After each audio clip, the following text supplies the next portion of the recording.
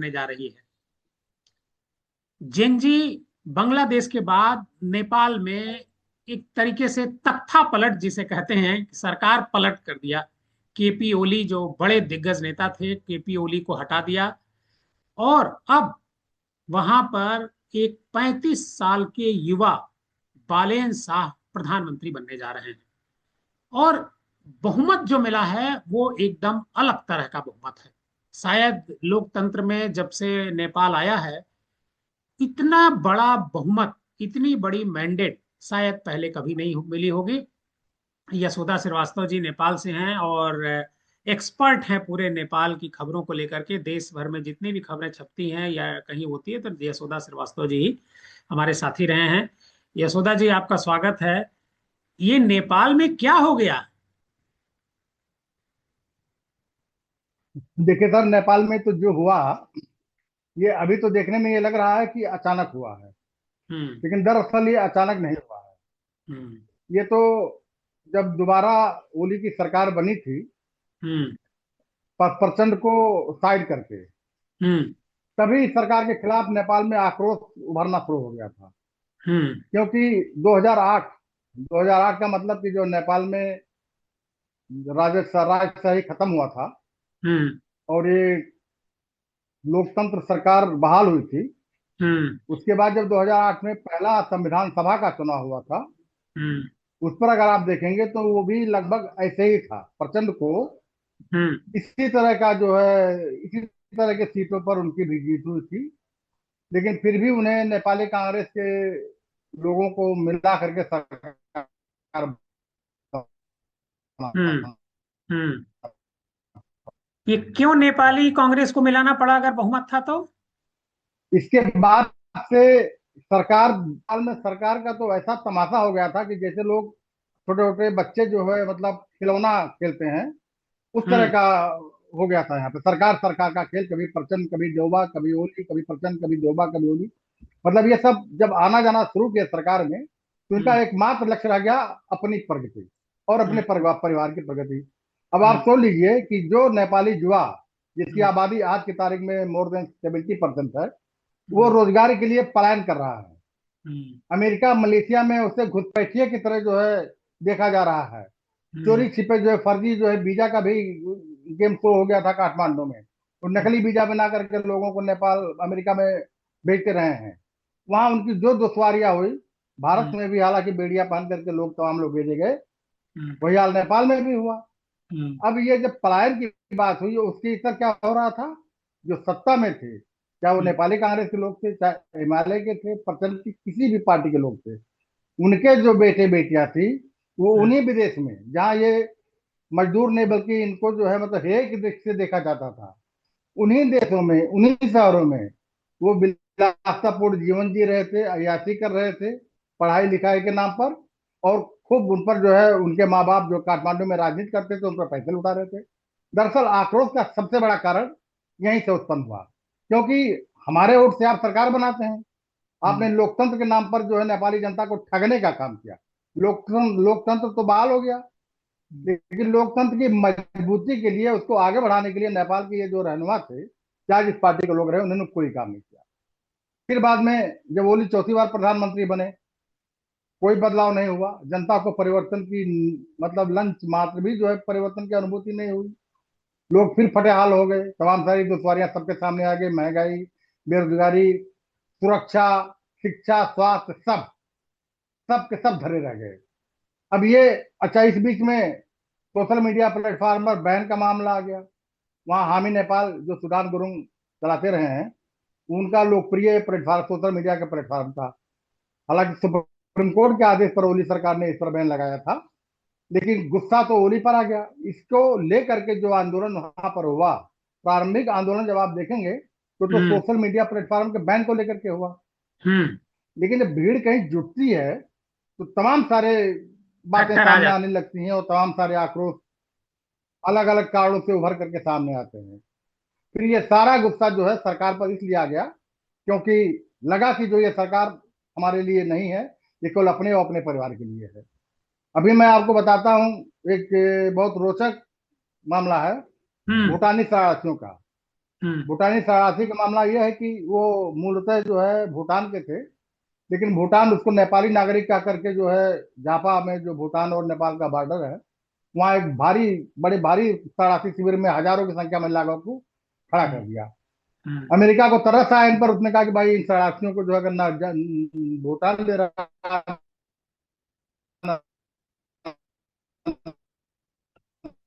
नेपाल दे रहा है, तो हम्म। हम अपने यहाँ लेके बसा लेंगे। वो लेना शुरू कर दिया। रह चुके हैं।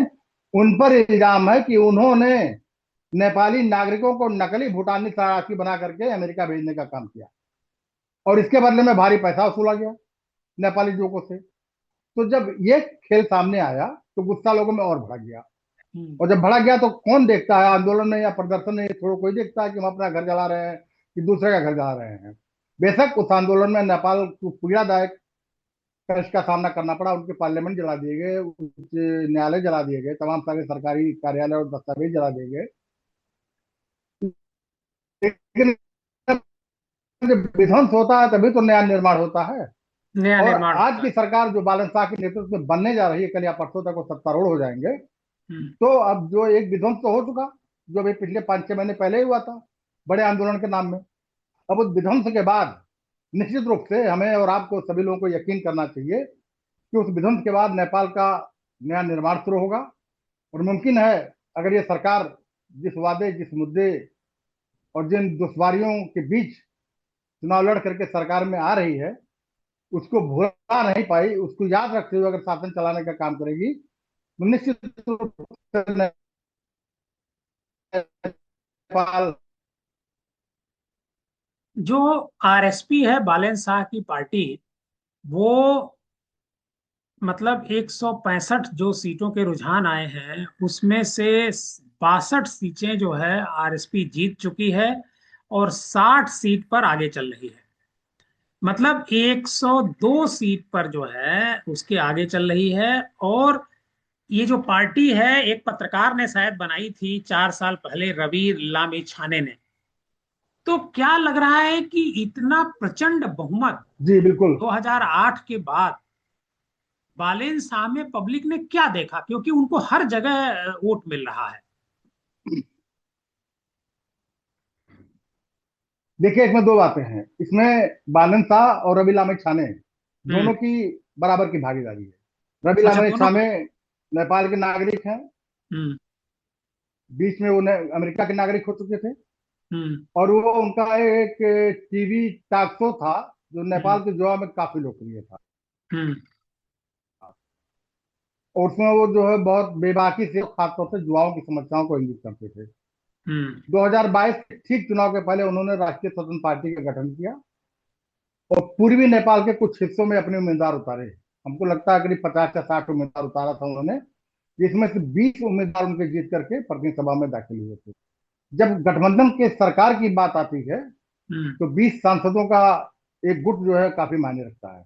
हम्म। 20 सांसदों के समर्थक रमीला में छाने उप प्रधानमंत्री हुए और नेपाल के गृह मंत्री हुए। हम्म। नेपाल का गृह मंत्री रहते हुए, हालांकि बहुत कम समय तक वो गृह मंत्री रह पाए थे, लेकिन जब तक वो गृह मंत्री थे तब तक नेपाल के ब्यूरोक्रेट और पॉलिटिशियन के बीच में जो करप्शन था, जो हम्म। बड़े बड़े भ्रष्टाचार थे, हम्म। उसके खिलाफ उन्होंने जांच बैठा दी थी। ये और उस रवि जांच बैठाने का लामिछाने ने। नतीजा ये हुआ कि जिस सरकार में ये गृह मंत्री थे, जी जी, जिस सरकार हम्म। में वो गृह मंत्री थे, वो हम्म। सरकार इनसे धीरे धीरे किनारा करना शुरू कर दिया था।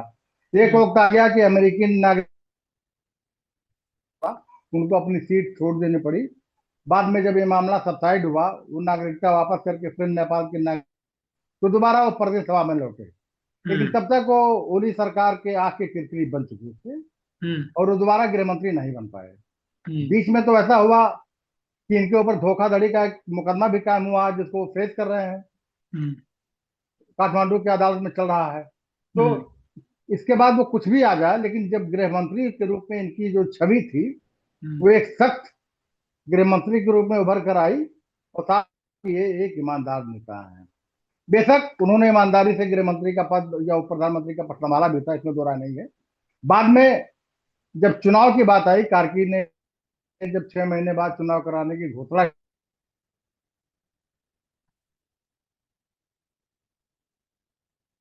यशोदा जी से संपर्क हमारा थोड़ा सा कट गया है। यशोदा जी बता रहे हैं कि केवल बालेन शाह का इसमें आरएसपी को आगे जो, बढ़ाने में योगदान नहीं। जी।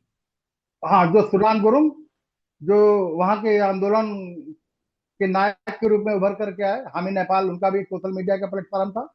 उस हम्म। प्रदर्शन के मुख्य किरदार वही थे। और काठमांडू के मेयर बालन शाह। हम्म। जब ये दो लोग बीच चुनाव में राष्ट्रीय स्वतंत्र पार्टी में दाखिल हुए, हम्म। उसके बाद जो है इस पार्टी का जो है ग्राफ बढ़ना शुरू हो गया। हम्म। बालन शाह एक, उनकी शिनाख्त जो है नेपाल के युवा में एक रैपर की है। हम्म। वो अपने रैपर की विधा से जो गीत प्रेजेंट करते थे, उसमें नेपाल की सारी समस्याओं को बड़ी आसानी से लोगों तक पहुंचाते थे। लोग समझ जाते थे कि ये कहना क्या चाहते हैं। हम्म। यही उनकी अदा, या यही उनका जो मतलब क्या कर सकते हैं, छवि थी। वो उनको काठमांडू जैसे बड़े महानगर का निर्विरोध निर्दल मेयर चुनने में मददगार साबित हुई। हम्म। आप ये सोच सकते हैं, जैसे भारत में अभी मैं देख रहा था कई जगह लोग कि बालन शाह, जब उनके नाम के आगे शाह जुड़ा हुआ है, तो लोग उनके अंदर हिंदुत्ववादी की छवि तलाशना शुरू कर देते हैं और तमाम तरह की बातें करना शुरू कर दे कि अब तो जो है मतलब नेपाल भारत के कब्जे में आ गया, ये है वो है। उन्हें हंसी भी आती है तमाम सारे टिप्पणीकारों की बातों को देख करके, जबकि हाँ। ऐसा कुछ नहीं है। वो तराई में नेपाल के पूर्वी जिले में जो है बहुत मध्यम परिवार में पैदा हुए थे। हालांकि जन्म उनका काठमांडू में हुआ था। पढ़ाई लिखाई ढंग से किया किया उन्होंने। इंजीनियर हैं, रैपर हैं, और बाद में काठमांडू के मेयर भी हुए। हाँ। मेयर रहते हुए जो उनका मेयर का ऑफिस था, आपको हैरानी होगी सुनकर के कि उसमें उन्होंने बड़ा सा ग्रेटर नेपाल का मानचित्र टांग रखा था। हाँ। जब ग्रेटर नेपाल की बात आती है तो उसमें भारत के तमाम हिस्से समाहित हुए हैं, जो खासतौर पर उत्तराखंड के हैं, कुछ यूपी के भी हैं। तो इसका जो मतलब शख्स उनकी उनका ग्रेटर उन नेपाल के, इसका मतलब जी उनकी जी, जो जब धारणा है कोई वो एक शख्स, भारत के अगेंस्ट है। अब ये मतलब इसको हम कह, जैसे तो सबूत बोल रहा है ना, हम आप तो बोल नहीं रहे हैं। हाँ। जिन लोगों ने एक मेयर के कक्ष में जो है ग्रेटर नेपाल का नक्शा देखा होगा, हाँ। उनकी धारणा क्या पैदा हुई होगी बालन शाह को लेकर के। हाँ। लेकिन अब ये सवाल उठा है, चुनाव में कई बार लोगों ने इस पर चर्चा किया है। हम्म। जैसे ओली जब प्रधानमंत्री थे तो लिपलेख लिम्पुआ धुरा काला पानी को लेकर के हाय तौबा मचाए हुए थे। उन्होंने भी एक नक्शा ही अपने यहाँ का परिवर्तित कर दिया था। जबकि हम्म। 1962 से उस भूक्षेत्र पर भारत का कब्जा हुआ है, टीबीपी पुलिस आज भी है। मानसरोवर जाने के लिए बढ़िया मार्ग भी बना दिया गया है। हम्म। और अब तो उसी रास्ते से जो है चाइना से कोई व्यापारिक समझौता भी हुआ है। 1962 से भारत का कब्जा है। लेकिन वो उसको लेकर के जो है अपना एक राष्ट्रीयता की छवि जो है ओढ़ करके चल रहे थे, जिसका नतीजा सामने है। बहुत भारी वोटों के अंतर से उनको हार का सामना करना पड़ा। दोबारा कभी रिपीट हो पाएंगे कि नहीं हो पाएंगे, अब तो आगे वक्त की बात बताएगा। आगे देखी जाएगी। तो एक अब बालन शाह की जो छवि, जी बोले। एक सवाल, आखिरी सवाल मैं लूंगा आपसे कि प्रधानमंत्री बालेन साहब बन सकते हैं या फिर रवि लामिछाने बन सकते हैं? क्योंकि देखिए ये बहुत, जैसा आपने बताया, अब तक इस पर कोई चर्चा नहीं हुई है, कहीं मैंने देखा नहीं। चूंकि आप भी बाहर थे, इस नाते आप किसी उस पर बैठे नहीं होंगे। लामी छाने का भी बहुत बड़ा योगदान है और वो गृह मंत्री ऑलरेडी रह चुके हैं। तो प्रधानमंत्री का दावा बालेन शाह का बनेगा या रवि लामी छाने का?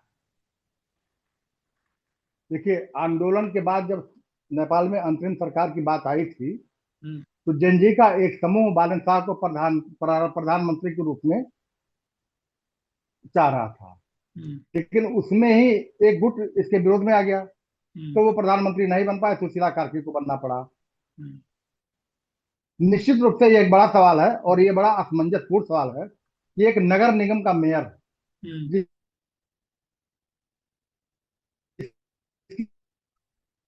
उम्र कुल जम्मा 35 साल है, हम्म। बहुत ज्यादा अनुभव काउंट करता है। अब ये इतना बड़ा अनुभव शायद ही किसी शख्स में हो जो एक देश चला सके। हम्म। लेकिन एक सवाल यह है कि रवि लामे छाने ने चुनाव के पहले जब बालन शाह को अपनी पार्टी में शामिल किया, तो हम्म। शामिल कराते ही उन्होंने उनको उनका चेहरा प्रधानमंत्री के रूप में सरेआम कर दिया कि बालन शाह हमारी पार्टी के प्रधानमंत्री का चेहरा है और इन्हीं के चेहरे पर हम चुनाव लड़ रहे हैं। तब तो कोई दिक्कत ही अगर नहीं। रवि लामी छाने, अभी रवि लामी छाने के मन में कोई बात नहीं आई, कोई दुराग्रह नहीं आया, तो आज की तारीख तक बालन शाह ही जो है प्रधानमंत्री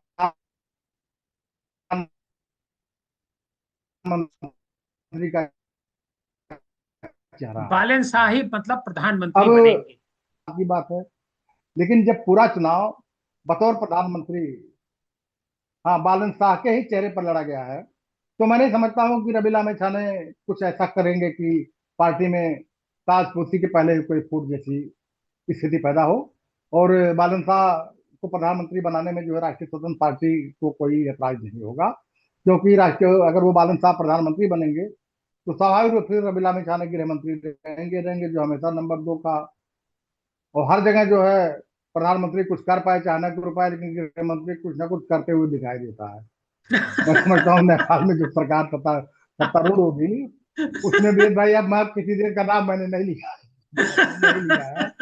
हालांकि बिहार अपने ही देश में है, तो इसलिए जो है यह माना जाना चाहिए कि नेपाल में गृह मंत्री रवि लामी लामा छान, रवि लामी छाने ही बनेंगे। होंगे, और लोग कुछ ना कुछ करते हुए दिखाई देंगे। बहुत बहुत धन्यवाद यशोदा जी, आपसे जी, फिर हम बोला भी फिर, जी। फिर हम नेपाल पर कल चर्चा करेंगे। आज की चर्चा बस इतना ही। और आप ये समझिए कि ठीक है आखिर सर, ठीक है सर, नेपाल कभी भी में, किसी भी टाइम। नेपाल में इतना बड़ा जो आंदोलन हुआ, वह आंदोलन आज की उपज नहीं है, वो बहुत पुरानी उपज है। जो धीरे धीरे धीरे धीरे उनके भीतर आग झुलस रही थी, वह आग 2025 में इस तरह एक तरीके से 16 बनकर के सामने आती है कि जो 70% पॉपुलेशन है, जो आबादी है नेपाल की, जो युवा है, यूथ है, जिसे जेनजी के नाम से जाना जाता है, जेन जेड ऐसे कहा जाता है अंग्रेजी में, लेकिन उसे जेनजी संबोधित किया जाता है, वह अपनी बेरोजगारी, रोजगार और जी बहुत बिल्कुल। सारे जो मुद्दे हैं, उन सारे मुद्दों को लेकर के आंदोलन करती है और सरकार बदल देती है। जो 2008 से सत्ता में थे, 4 बार के प्राइम मिनिस्टर थे, उनको बालन शाह ने हराया है। तो एक दूसरे मुद्दे पर हम फिर चर्चा करेंगे। इस मुद्दे पर आप सभी का बहुत बहुत धन्यवाद। धन्यवाद यशोदा जी। एक बात मैं आखिरी बात जी में बिना पूछे बता दे रहा हूँ। जी। ये इसको बिल्कुल इस दृष्टि ना देखा जाए कि ये एक छोटे देश का चुनाव परिणाम है। देश जरूर छोटा है, हम्म, लेकिन वो कई देशों पर भारी पड़ जाता है कभी कभी जब हम अपने आसपास नजर दौड़ाते हैं तो। हाँ। नेपाल का ये चुनाव परिणाम जो आया है, हम्म, वह दुनिया के तमाम सारे देशों के लिए एक सबक है, जो अपने आप को, अपने देश को, अपनी रियाय को जागीर समझ करके उन पर शासन कर रहे हैं। बिल्कुल उसमें तमाम सारे देश ऐसे हैं बिल्कुल। जो जिसको हम आप जानते हैं, और ये सबक है उनको, और वो लोग चौकन्ना भी हुए हैं। ऐसा नहीं है कि उसका असर, नेपाल के चुनाव का परिणाम का असर जो है नेपाल के पड़ोसी देशों पर भी पड़ा है। कल इस मुद्दे पर जरूर चर्चा करेंगे। धन्यवाद।